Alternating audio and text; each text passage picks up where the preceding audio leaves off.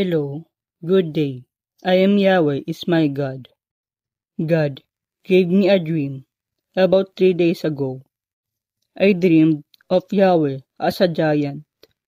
He was separating the righteous one to the right and the wicked ones to the left. Then the righteous ones disappeared, leaving only the wicked ones.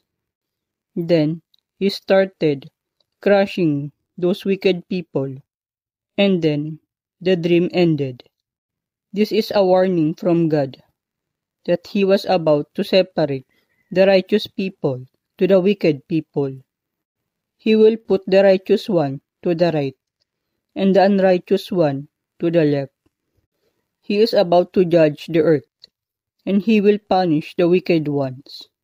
So those people who continuously mock God, as if He could not hear their mockery, He will show to them how powerless they are.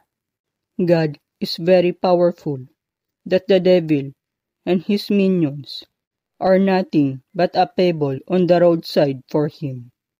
Those sadistic people who enjoyed violence and bullied innocent people will find themselves begging for His mercy. Those people who are wolves in sheep's clothing, pretending to be godly and holy, and use God's name to amass fortune and influence, will find themselves penniless and powerless.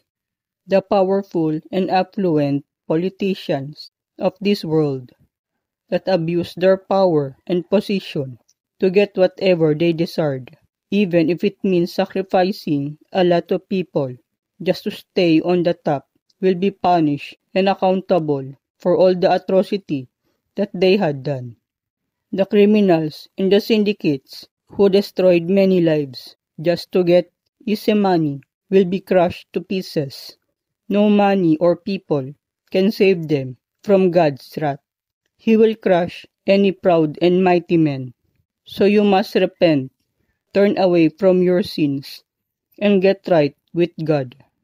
God is merciful to His enemies and to ingrates, but they must humble themselves before Him first, so that they could have His mercy. If you accept Jesus Christ as your Lord and Savior, you will be saved from God's wrath and will attain salvation.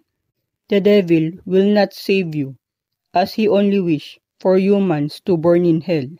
So for those people who only thought of doing evil to other people around them and made people's lives miserable, their days are numbered.